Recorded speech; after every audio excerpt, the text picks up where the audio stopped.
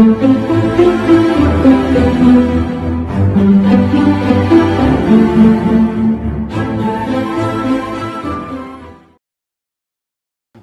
Bonjour, amis téléspectateurs de Amani TV. Bienvenue dans cet entretien, sans doute la dernière ou l'une des dernières pour cette année 2023. C'est un plaisir aujourd'hui d'avoir dans cet entretien Dr Cherif Sy. Cherif Sy, docteur, bonjour. Bonjour. C'est un plaisir de vous avoir. Vous nous recevez aujourd'hui chez vous et on va parler essentiellement, n'est-ce pas, d'un retour de l'année 2023 en termes d'économie. Vous êtes économiste sénégalais, vous avez été ministre avec Abdoulaye Wade, conseiller technique chargé des questions économiques, et vous avez été secrétaire général de l'Association sénégalaise des économistes, ASE, et membre également du CODESRIA et du Forum du Tiers-Monde. Et aujourd'hui, on va parler de l'Afrique, mais de l'économie. Vous êtes économiste. Quelle est aujourd'hui votre appréciation globale de la performance économique des pays africains en 2023? Merci beaucoup d'abord pour l'invitation. Je pense que nous sommes à un tournant où effectivement il faut revoir en tout cas la situation pour qu'on comprenne bien où est-ce que nous en sommes avec les bouleversements que nous connaissons depuis une décennie et à partir de là voir quelle est la situation des pays africains. On globalise en général l'Afrique. Il y a du bien comme il y a du moins bien. Mais je pense que les gens le font parce que tout simplement, l'Afrique est la région du monde où le désir d'unité est le plus fort. Je crois qu'on ne peut pas, par conséquent, sous-estimer également cette approche. Donc, avant la survenue de la Covid, je crois que depuis le milieu des années 2000, la situation était en train de se rétablir, c'est-à-dire de correspondre aux normes sur le continent. Les grands équilibres macroéconomiques étaient en train d'être rétablis partout sur le continent, même sur le plan de la démocratisation de la société. De plus en plus sur cette période, depuis 2000, 2005, les élections sont apparues de plus en plus comme la voie par excellence pour accéder au pouvoir. Malheureusement, avec ces efforts qui ont été faits sur le plan économique et sur le plan politique, il y a eu la survenue de la Covid qui a, disons, freiné l'élan du continent. Parce qu'avant la Covid, on était sur en moyenne 5% de taux de croissance, c'est-à-dire très loin devant le taux de croissance de la population. Je crois que ces deux notions sont importantes. La croissance, c'est la richesse additionnelle que nous créons tous les ans, et le taux de croissance des naissances, à ce moment-là, ne doit pas être supérieur au taux de croissance de la richesse créée. À ce moment-là, les économistes diront que l'Afrique ne peut pas se nourrir. Je crois que donc c'est très bien. Le taux de croissance donc réel a été multiplié par 3, parfois par 4 dans certains pays. Mais tout cela a été secoué par une grave crise exogène d'abord, parce que la Covid, personne ne l'attendait. Et ça a entraîné des changements extrêmement douloureux et importants. Mais en général, on admet que si l'Afrique continue à tenir le coup, je crois que c'est à cause de la proactivité, c'est-à-dire la réaction rapide des chefs d'État africains. Ça, tout le monde l'admet. Ils connaissent la situation de leur pays. Ils ont eu tellement peur de la catastrophe annoncée que partout, dans tous les pays, les gens se sont mis à trouver rapidement des solutions pour éradiquer, donc freiner en tout cas le développement de la Covid et les morts qui pouvaient l'accompagner sur le continent. On peut considérer que c'est une réussite donc due à d'autres facteurs également. On le sait, aujourd'hui, la jeunesse de la population, parmi les personnes les plus âgées, peut-être que vous le savez, même si vous n'étiez pas là, vous le savez, depuis les années 60, sur ce continent, on se gave de nivaquine, de chloroquine. Ça, les médecins pensent que ça a beaucoup aidé à contenir la maladie. Mais les effets sur le plan économique sont quand même restés extrêmement importants. D'abord, le choc sur les appareils productifs. C'est-à-dire que et brusquement tout s'est arrêté sur la planète, vous ne pouviez plus importer. Ça, c'est un grand problème. C'est ce qu'on appelle la rupture des chaînes de valeur mondiales. Vous vous approvisionnez à l'extérieur et subitement, il y a une rupture au niveau de ces chaînes d'approvisionnement. Il y a eu des risques. Mais là aussi, on trouve la prouesse des pays africains. Dans aucun pays, il n'y a eu de famine pendant la période de la Covid. C'est-à-dire donc que le taux de couverture était bon. C'est-à-dire que les pays avaient des stocks de nourriture, parfois aidés par leurs amis, pour contenir le choc. Mais le choc ne s'est pas limité à la dimension macroéconomique. Les écoles ont été fermées pendant longtemps. Aujourd'hui encore, dans beaucoup de pays, il y a des enfants qui n'arrivent pas à revenir à l'école. Et il y a des milliers d'emplois ou des centaines de milliers d'emplois qui sont perdus. Le secteur touristique s'est effondré. Et ça, c'est tous les pays de la planète. Là, je ne m'arrête plus seulement à l'Afrique. C'est tous les pays de la planète et qui explique d'ailleurs l'endettement dans lequel nous sommes. Encore aujourd'hui. Aujourd'hui, tous les pays de la planète sont fortement endettés. Voilà un peu une première partie de la réponse. On pourra revenir peut-être sur d'autres aspects. On y reviendra plus amplement. Vous avez parlé de la dette, on y reviendra certainement. Mais en parlant de la pandémie, aujourd'hui, on sait que juste avec la pandémie, d'autres facteurs également politiques, on a vu des coups d'État secouer l'Afrique.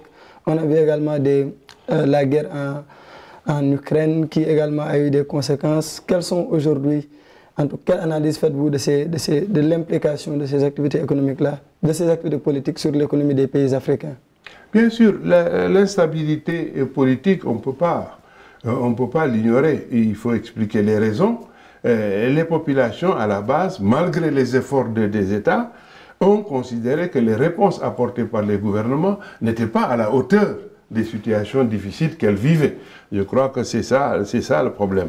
En Afrique de l'Ouest, ce n'est pas un retour, un break, puis un retour des coups d'État, c'est une continuation parce que nous, on est installés dans une série de coups d'État bien avant la Covid, malheureusement. Et là aussi, il y a des réponses, à tort ou à raison.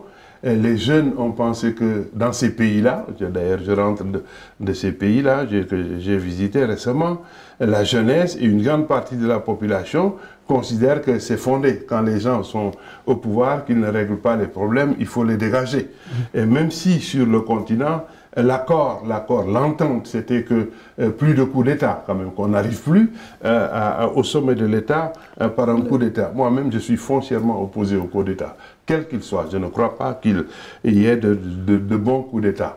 Mais quand ceux qui prennent le pouvoir organisent, comme c'est le cas du Mali, ensuite un référendum pour une nouvelle constitution, un nouveau redémarrage de l'économie et de la société, une nouvelle réorganisation, et qu'ils obtiennent 96% de soutien de la population, je crois qu'il faut en prendre acte et les suivre, laisser leur chance.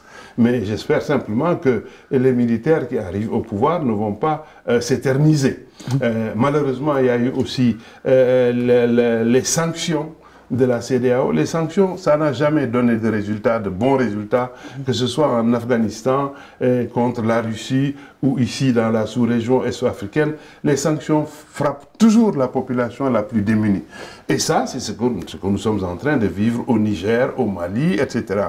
Heureusement, les voix se sont élevées sur le continent pour refuser ces sanctions, condamner la CEDEAO, lui demander de changer d'orientation. Et je dis donc heureusement, puisque malgré la création des États du Sahel, entre le Niger, le Mali, le Burkina, il n'y a toujours pas de rupture avec la CEDEAO. Je pense que ça, c'est la bonne nouvelle. On continue à se battre pour une réelle autonomie, pour assainir la politique telle qu'elle est menée par la classe politique traditionnelle, c'est-à-dire les civils, mais en même temps, on garde la langue avec quand même les institutions de la sous-région. Et au plan économique, les institutions de la sous-région aussi ont compris la difficulté qui touchait la population à la base.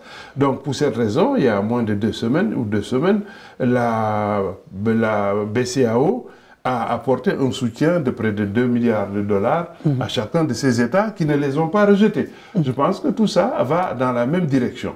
Mais il faut creuser. Le mal est très profond. Ce n'est pas des solutions conjoncturelles qui vont les régler. Aussi bien au plan mondial, la crise, elle est multidimensionnelle, elle est liée au système économique dominant, c'est-à-dire le système économique qui domine la planète. C'est ça. Le capitalisme, c'est celui qui domine tous les pays aujourd'hui, dans des formes diverses. Et effectivement, il faut aller, en tout cas pour ce qui concerne les pays africains, à leur concéder les souverainetés dans les différents domaines qu'ils demandent. Alors, docteur, en parlant également de cette année, on ne peut pas ignorer les performances du numérique, l'économie numérique. On voit de plus en plus de conversions de personnes qui viennent, en tout cas, se convertir sur les métiers du numérique. Aujourd'hui, quelle analyse pouvez-vous faire sur l'économie numérique sur le continent africain? Vous savez, le numérique, c'est un outil comme le livre l'a été. Il faut qu'on soit réaliste. De même que le livre n'a jamais créé de génie, le numérique ne créera jamais de génie. C'est un outil. C'est-à-dire? Mais c'est un outil qu'on utilise. Ce n'est pas parce qu'il y a le numérique qu'on snob, qu'on se met dedans. Il suffit de voir la mort tous les jours de ces startups qui disparaissent. Je crois que ça se donne à réfléchir. Mais c'est des outils, on ne peut pas se passer du livre. Hier, on ne pouvait pas se passer du livre. Aujourd'hui, on ne se passera pas du numérique. Ça ne permet pas seulement de gagner du temps. C'est un outil extrêmement efficace qui permet d'aller vite, de rationaliser la gestion. Surtout, le rôle du numérique, il est déterminant dans l'inclusion de la population. Parce que l'inclusion de la population, c'est lorsque la population est éduquée à travers le numérique, sensibilisée sur les textes qui régissent sa vie, et impliqué dans les décisions fondamentales de l'État. Et les exemples que nous avons étudiés, que nous connaissons, montrent que là où il y a une forte inclusion, il y a un progrès social qui se met en place. Il y a une démocratisation progressive de la société. Parce que plus la population est émancipée, plus elle peut s'ériger en contre-pouvoir avec les gouvernements. Et vous le savez, les gouvernements, l'État, c'est ça son rôle. Hein. L'État, ce n'est pas l'État de tout le monde. Ça aussi, il faut qu'on sorte ça de l'esprit. L'État, c'est toujours l'État d'une clique, l'État d'un clan, l'État d'une classe sociale. C'est comme ça que l'État marche. L'État, on ne se contente pas de lui demander, il faut lui arracher parfois un certain nombre de choses pour que la société fonctionne normalement. Attaquer l'État, ce n'est pas mettre à terre la République, c'est des choses différentes. La République, c'est ce qui nous unit tous. Mais il faut que les citoyens soient suffisamment formés, suffisamment informés pour être de véritables contre-pouvoirs. Et là où on utilise le numérique, mais les progrès sont extraordinaires. Dans l'enseignement, le numérique l'a montré pendant la Covid, il a permis non seulement de résoudre beaucoup de problèmes de communication, mais des économies substantielles. Et je crois que le monde est bien ancré, a bien compris ce qui s'est passé. Il y a des conférences, c'était 200 millions, 300 millions qu'il fallait dépenser pour faire venir les gens, les mettre dans... Bon, évidemment, il y a des choses à parfaire. Mais c'est ça le numérique. Mais le numérique, c'est fondamentalement dans les services à la société. C'est ça le fond. Et là, le champion de l'Afrique, c'est le Kenya. J'ai vu que le Sénégal fait des progrès, numérisation, accès aux documents civils, accès aux visas. Et le numérique sert à ça aussi. Donc, pour revenir à la question et être d'accord, à confirmer mon accord avec vous, le numérique est un véritable outil d'émancipation. Mais à condition qu'on sache l'utiliser et que le numérique ne soit pas une affaire d'une foire où nous visitons les stands de tout le monde et que nous visitons les créations, les inventions de tout le monde et que nous n'avons pas de chambre avec nos inventions. Je crois que c'est la bataille du contenu que je pose là. Et les Africains doivent se battre pour le contenu. Ils révèlent, les jeunes montrent tous les jours qu'ils sont capables de création de contenu. Et je crois franchement que c'est la voie. Alors, quand on parle également de l'économie, on ne peut pas se passer du secteur privé. On a vu dans beaucoup de pays africains des fonds de garantie qui sont mis en œuvre par les États et tout. Mais aujourd'hui, quel est le positionnement du secteur privé dans l'économie africaine? Mais le secteur privé, depuis 2000, avec la création du plan Omega et du NEPAD, a connu quand même beaucoup d'avancées. C'est-à-dire dans ses rapports avec le gouvernement, secteur privé, les syndicats et tout. Depuis en tout cas que le NEPAD est devenu la politique économique et sociale de l'Union africaine, avec des déclinaisons dans les États, même si ce n'est pas toujours le même niveau. La chanson est la même. Il faut vraiment que les États accompagnent dans les meilleures conditions possibles leur secteur privé pour l'émancipation du secteur privé et le développement économique et social dans la société. Et ça figure très clairement dans le document du Népal. L'État investit sur les très grandes infrastructures, mais le secteur privé, justement, à la base, crée les emplois. Mais il y a aussi, il faut éviter quand même une politisation de la création de l'emploi. Un emploi, ça ne se crée pas en amont. On ne décide pas comme ça qu'on veut faire plaisir au président de la République ou au gouvernement. Non, c'est la politique économique et sociale qui est définie, qui doit, si elle est bien faite, suggère tout de suite les emplois dont on a besoin. Quand vous avez un document de stratégie, de politique de développement économique et social, mais tout de suite vous voyez les emplois dont vous avez besoin. À ce moment-là, ce qu'il faut faire, c'est une corrélation entre les besoins des métiers pour l'entreprise et les formations dans les universités et les établissements supérieurs à caractère. À ce moment-là, on pourra dire qu'il y a un répondant.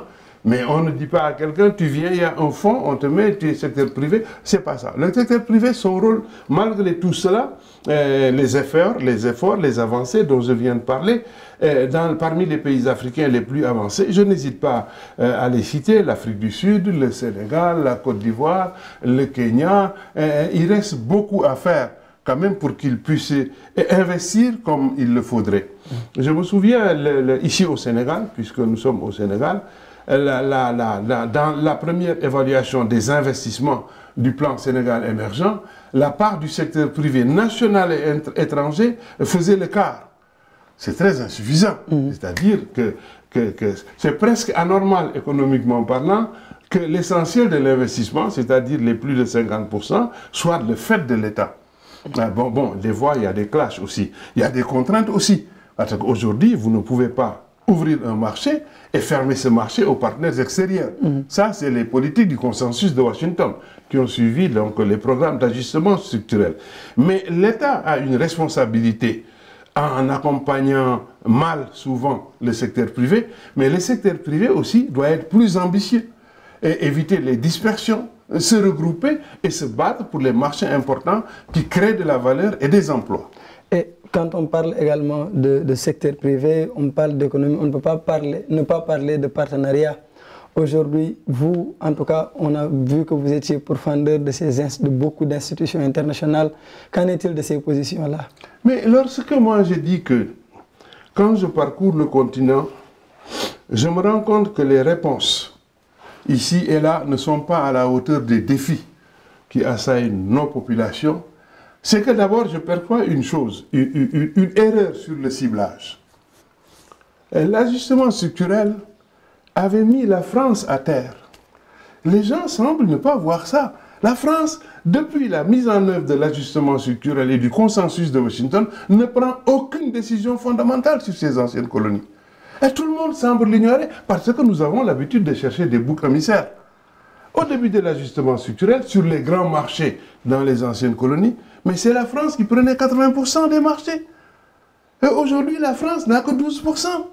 C'est la Chine qui a près de 40%. La tendance s'est inversée. Donc, ceux qui dirigent vraiment ces pays, qui leur imposent leur programme, leur politique, mais ce sont les institutions économiques et financières internationales. Il y a eu un changement depuis 2016, ça c'est nouveau aussi, c'était une découverte agréable pour moi, une réunion à Dakar, à Diamniadio. C'est la première fois que j'ai vu 4, 5 ou 6 chefs d'État reçus par Macky Sall. C'est la première fois que j'ai vu des chefs d'État africains attaquer frontalement ces institutions. Le président Macky Sall s'est levé, il a dit « laissez-nous souffler ». La pression que vous mettez sur nous est tellement forte que nous n'arrivons pas à nous retrouver. Nous voulons avoir une marge de manœuvre pour décider de nos politiques. Kagame est venu, il a pris la parole, il a dit la même chose. Tshisekedi a dit la même chose, ainsi de suite. Et c'est ce qu'il répète tout le temps. Je crois que ces gens ont compris vraiment qui est l'oppresseur, entre guillemets. C'est-à-dire, quelles sont les entités qui contrôlent nos économies et qui refusent d'en perdre le contrôle. Mais c'est la Banque mondiale, le Fonds monétaire et les partenaires au développement. La France, ce n'est qu'un prétexte. Son rôle est insignifiant depuis très longtemps. Et j'ai été content hier de voir un candidat à l'élection présidentielle au Sénégal, Abdou Mbaye. C'est la première fois. Aucun des candidats n'avait situé la responsabilité du Fonds monétaire et de la banque dans la dégradation de la situation économique et sociale depuis l'ajustement structurel. Mais qu'en est-il donc peut-être de l'apport structurel et conjoncturel qu'on vend, en tout cas que nous lisons, l'apport que ce soit structurel ou conjoncturel de ces institutions-là qu'ils peuvent apporter aux pays africains? Mais ces institutions apportent toujours. Rien n'est jamais totalement négatif. Rien. Rien. Ni dans les États, ni dans les gouvernements, ni dans les associations. Il y a, par exemple, quand j'ai dit souvent qu'il y a eu un succès relatif ou un échec relatif de l'ajustement structurel, c'est que quand même, c'est l'ajustement structurel imposé par ces institutions qui a permis dans les pays africains de mettre de l'ordre, c'est-à-dire de rééquilibrer les grands équilibres macroéconomiques. Ça, c'est déjà positif. Mais la politique de ces institutions a créé une nouvelle discipline. Et cette discipline, c'est la pauvreté. Aucun économiste ne connaissait la pauvreté comme discipline. Et depuis, ça continue. Ils passent leur temps à parler de filet de sécurité. Ça veut dire que l'échec est patent. Et sur le développement économique et social, des États, je dis bien, des États africains refusent cela de plus en plus et profitent des marges de manœuvre, mais leur objectif, c'était de formater les territoires, c'est-à-dire les économies des petits pays, des pays dépendants, pour que le capital étranger vienne s'y répandre. C'était ça la politique. Aujourd'hui, des États disent non, je ne vais pas me limiter à une autoroute dans la capitale, je vais développer des postes de santé dans les régions périphériques, par-ci, par-là. Ça, c'est des réponses qu'on peut accepter. Par exemple, pour le Sénégal, c'est catastrophique qu'on continue à mettre 90% des investissements dans la région de Dakar. Ce n'est pas possible. Le Sénégal ne se limite pas à Dakar. Donc ces institutions font de bonnes choses, mais le mal qu'ils ont fait est extrêmement profond. Et c'est leurs anciens administrateurs ou directeurs qui continuent à nous le dire, comme Stiglitz, le prix Nobel. Il dit que ce n'est pas possible. Ces institutions n'ont jamais développé un pays, elles ne développeront pas un pays. Je crois que c'est ça. Alors, il ne suffit pas. Pour moi, ce que je dis, ce n'est pas rompre avec le reste du monde ou avec ces institutions, mais desserrer les taux. Redéfinir peut-être les partenariats. Mais voilà, il faut desserrer les taux pour que nos pays puissent avoir une souveraineté populaire dans la définition des politiques pour l'épanouissement des sociétés. C'est ça le problème. Donc quand je dis déconnexion, c'est changer le type de relations qu'on a connues dans le passé et créer de nouvelles relations fondée sur le respect des parties prenantes et qu'on puisse constater, en impliquant la société civile, en impliquant la société, les mouvements populaires, que nous, on puisse avoir un observatoire où on verra au fil des jours les progrès que nous faisons ou que nous ne faisons pas. C'est ça la souveraineté, impliquer davantage la population pour que le développement ne profite pas seulement aux investisseurs qui sont suffisamment riches, mais que le développement profite réellement à la population, à la base dans nos pays. Alors, on voit également la Chine qui s'impose, qui a fini en tout cas de s'imposer en Afrique. En 2023, des études montrent que la Chine, en tout cas, fait partie des partenaires les plus puissants. Quelle analyse faites-vous de ces partenariats, la Chine-Afrique? Avec la Chine, il y a toujours un paradoxe, c'est-à-dire que les Occidentaux, la Chine devient leur principal partenaire depuis les années 80 et ils ne veulent pas que la Chine soit partenaire des pays africains. Je précise que la Chine était là, le stade de l'amitié. Au début des indépendances, c'est les Chinois qui l'avaient fait. Ils sont partis, ils sont revenus. Ils sont revenus en tirant les leçons, c'est-à-dire en mettant plus attention à ce que les populations africaines souhaitent réellement. En laissant de côté tous ces subterfuges-là pour étrangler les économies. Parce que c'est ça. Ce que nous proposent ces institutions et nos partenaires au développement, c'est simplement des stratégies pour étrangler les économies, pour qu'il n'y ait pas d'industrialisation qui permettent à notre production manufacturière de concurrencer les leurs. C'est pour ça que dès que tu parles de la Chine, mais la Chine, c'est le réel aussi. La Chine, ils sont obligés d'avoir peur de la Chine, compte tenu quand même des efforts que ce pays a fait depuis 1948, c'est exceptionnel. La Chine aujourd'hui domine les grandes puissances occidentales presque partout. Les talents les talents, les réussites de la Chine dans les technologies de l'information. Moi, j'étais en Chine en 2005, quand il y a eu le premier satellite pour aller dans l'espace. C'était extraordinaire. Mais aujourd'hui, de très loin, la Chine invente des puces. Chaque fois qu'ils disent la Chine est incapable, elle n'a pas de capacité technologique, 2 semaines après, la Chine sort, ils essayent de dévaloriser. Donc la Chine a tiré les leçons, aussi bien sur les relations entre les anciens colonisateurs et les pays africains, et elle-même ses relations du début des indépendances et ce que les peuples africains veulent aujourd'hui. Donc ils leur font ce qu'ils veulent, des stades. Le sport, c'est un facteur de développement aussi. On ne peut pas le minimiser. La Chine investit dans des industries, dans le textile et ailleurs. Bien sûr, il y a des dérapages, il y a des dégâts, mais ça, c'est aux Africains de prendre leurs responsabilités aussi. Quand on accueille un partenaire, on ne peut pas laisser tout faire. Ils n'ont qu'à en vouloir qu'à eux-mêmes. Aujourd'hui, la Chine, son commerce avec les pays africains au début de l'an 2000 était de 5 milliards. Aujourd'hui, c'est plus de 110 milliards. Et dans l'autre sens aussi, le commerce des pays africains était de 4,5 en 2000. Et aujourd'hui, les Africains exportent en moyenne depuis pour près de 70 milliards de dollars vers la Chine. Ça veut dire qu'il y a un partenariat qui marche réellement. Il y a des pays, vous y trouvez des infrastructures, hein, ça peut être port, aéroport, hôpital, stade et autres, mais que pendant 200 ans, le colonisateur qui était ici ou au Kenya n'en a jamais fait ces réalisations. Maintenant, il y a aussi une tromperie. Mais les Africains ne sont pas dupes. Ils vont continuer à garder ce partenariat. Les Chinois ne sont pas dupes. Ils vont continuer à être extrêmement vigilants. Les Chinois ne sont pas impérialistes dans leur intervention. Ils cherchent leurs intérêts. Simplement, c'est des êtres humains comme nous. Il faut les surveiller. Celui qui ne pense qu'à son intérêt, nous avons intérêt à être vigilants par rapport ici, à être capable de faire une offre.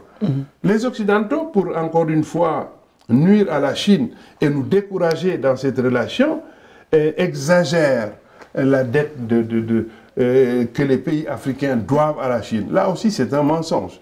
Ils disent que 40% de la dette des pays africains, c'est dû à la Chine. C'est faux.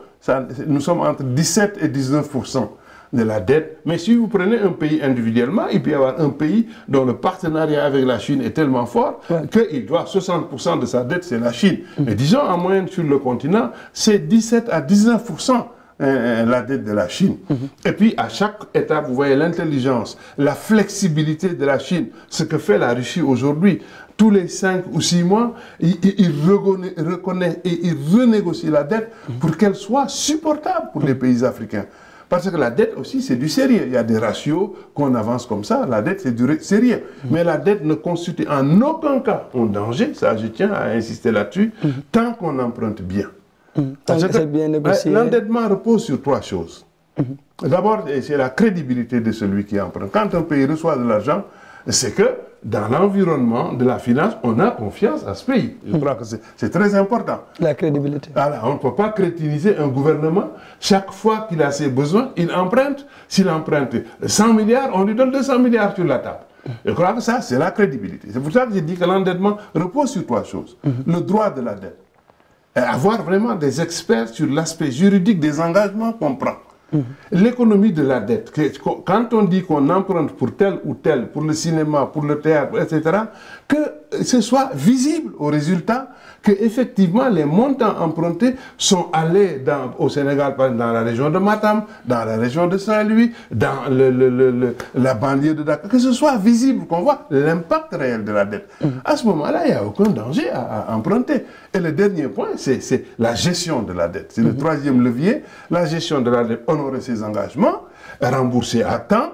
Et il arrive que quand on emprunte trop, justement, les décaissements successifs qui arrivent peuvent étrangler un État. C'est pour ça qu'il y a des seuils dans les pays de la CEDEAO, il y a des seuils. Quand on dit 60%, attention à 60%, ce n'est pas la fin du monde, un État n'est jamais en faillite, mais danger. À ce moment-là, avec les partenaires, on vous aide, on vous accompagne, vous ramenez la dette à des niveaux soutenables. Donc, soutenabilité, liquidité, solvabilité. Il y a des pays qui, dès le départ de la dette, n'ont pas de la liquidité, mais ont des revenus espérés. Le Sénégal aujourd'hui, ce n'est pas des découvertes comme ça, c'est des découvertes certifiées. Le Sénégal peut prendre le risque d'emprunter un peu plus que d'habitude parce qu'il y a des revenus espérés. Et c'est à ce moment-là, les agences de notation qui s'engagent aussi, parce que c'est les agences de notation qui donnent le signal à ceux qui prêtent. Il leur dit tel État a une note A, B, C. A, ça veut dire le pays non seulement gérera, le pays est capable de vous rembourser, il vous remboursera. Un pays à la note C, ils disent ah, c'est douteux. Celui-là, on n'est pas sûr. Au lieu de lui prêter à 4%, on va lui prêter à 22%. C'est comme ça que ça marche. Donc la dette, c'est un problème de responsabilité. De responsabilité et de redevabilité en amont. C'est-à-dire, la redevabilité, c'est respecter dans une très large mesure ses engagements. J'emprunte pour soulager la population de ma ville capitale de la souffrance, des maladies, mais que le résultat corresponde aux engagements, etc. La redevabilité, ça veut dire que je n'agis pas quand même pour moi-même, je ne suis pas un roi, je ne suis pas désigné par un dieu, c'est le peuple qui m'a élu. Je dois à chaque étape lui rendre compte de ce que je fais en son nom. Et à partir du moment où il y a ces aspects de la gouvernance, je crois que ça tient la route. Vous voyez par ailleurs, je vais terminer par là sur cette question, la catastrophe dans les pays occidentaux, les niveaux d'endettement dépassent les 100%. On est à 120, 130%, etc. Mais le mal, il est moindre. Alors, quand on fait le tour de 2023 sur le plan économique, on ne peut pas quand même ne pas parler des flux financiers illicites, de l'évitement fiscal et de tous ces fonds-là que nous perdons un peu partout sur le continent. Que pouvez-vous nous dire sur cela, docteur? Il y a encore une nouvelle catastrophe, les flux financiers illicites. D'abord, ça peut être l'argent de la drogue, l'argent de la prostitution, les revenus impayés au pays à travers l'extractivisme, le pillage de leurs ressources minières et minérales, sans les rémunérer au juste prix. Et à ce moment-là, il faut trouver un paradis, un endroit pour blanchir cet argent. C'est un grand souci. Les estimations en Afrique, ça, on n'a jamais de chiffres sûrs, personne ne le sait. Personne ne sait jamais quel est le chiffre exact. Ça se fait dans le noir. Mais oui, mais on peut avoir des estimations très pointues, parce que les gens se professionnalisent beaucoup dans les 90 milliards, 100 milliards de dollars par an que l'Afrique perd pour ces choses-là. Et c'est visible. Moi-même, j'ai fait des enquêtes de terrain. Tu vois un bâtiment de 10 étages, tu demandes à voir le propriétaire, tu lui demandes ce qu'il fait, il dit, moi je me débrouille, je ne fais rien du tout. Hein. Et c'est à moi. Et ça, c'est des choses sur lesquelles il faut quand même des enquêtes. Parce que, pourquoi ça doit être visible, ça doit être traçable? Parce que ça marque l'effort de la contribution à l'effort de construction nationale. C'est du civisme. Mais je dis encore une fois, à l'endroit de l'informel qu'on accuse toujours, les gens de l'informel aussi, ce n'est pas des idiots, hein? Il n'y a pas des idiots. S'ils avaient dans les pays africains des gouvernements crédibles, des gouvernements qu'on peut respecter, des gouvernements respectables, des gouvernements qui rendaient compte, s'ils étaient sûrs que quand on leur dit votre argent va nous servir pour acheter un satellite dans l'espace, et qu'ils voient après que le satellite a été acheté, ils cotiseraient.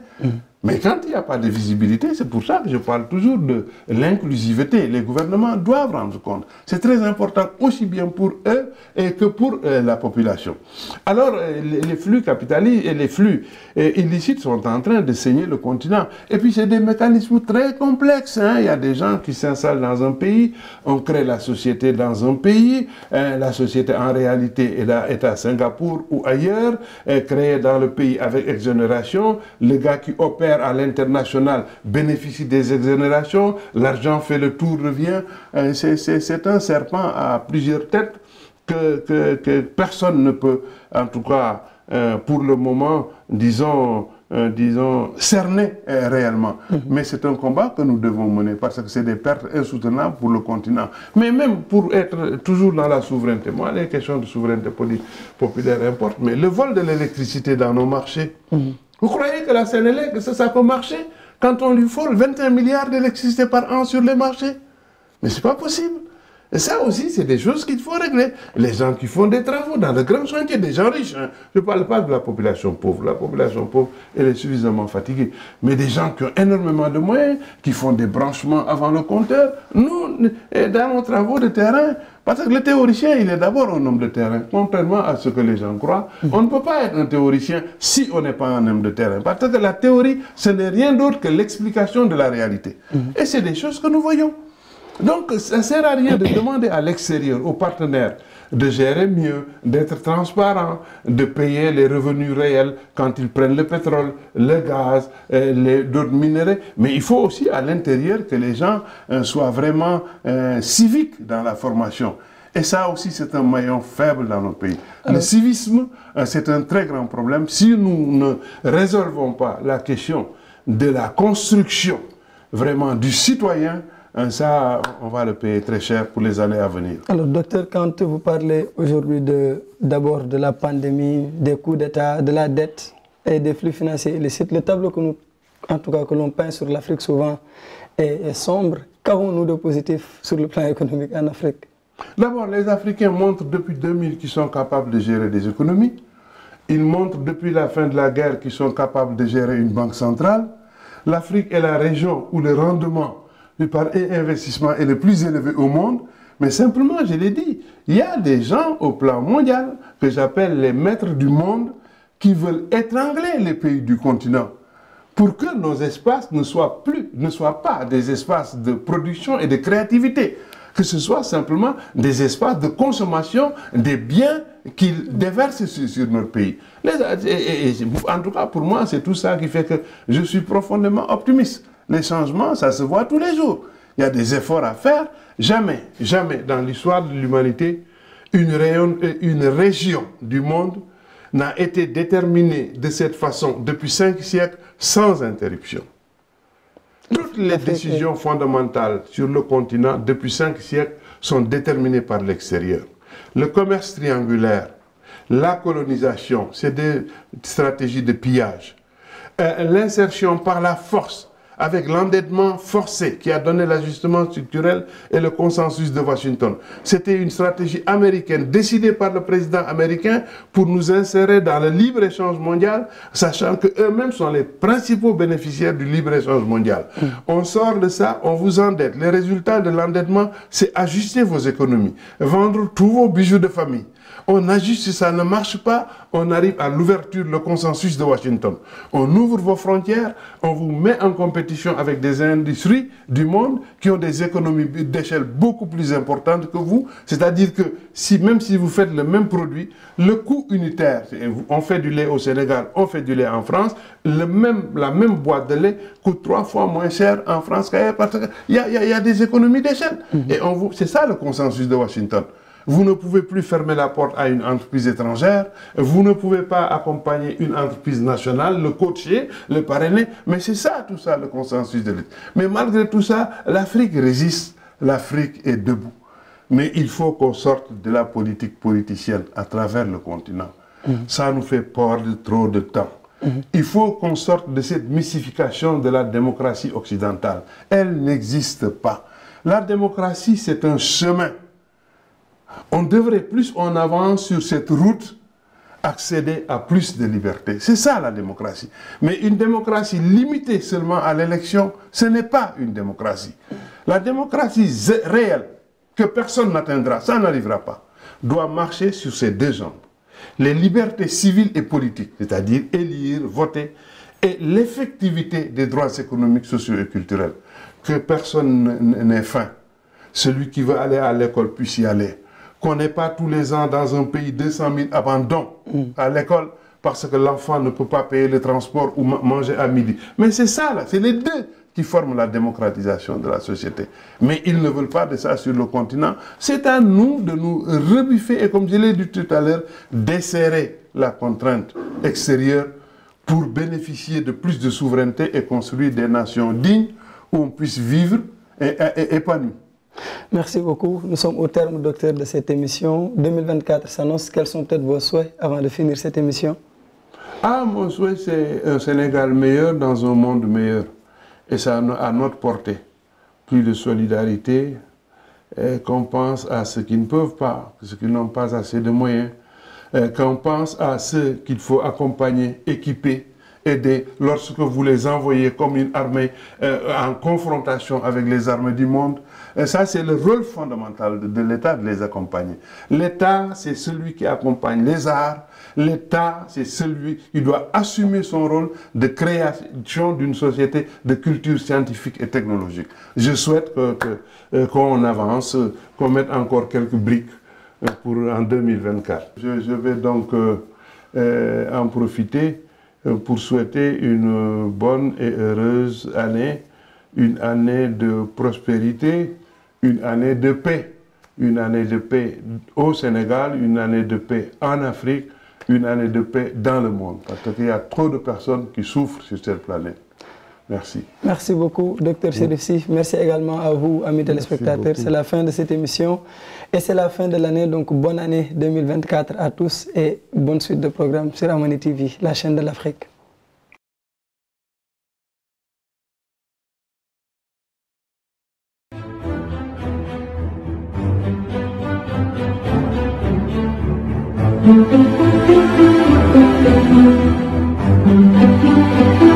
Thank you.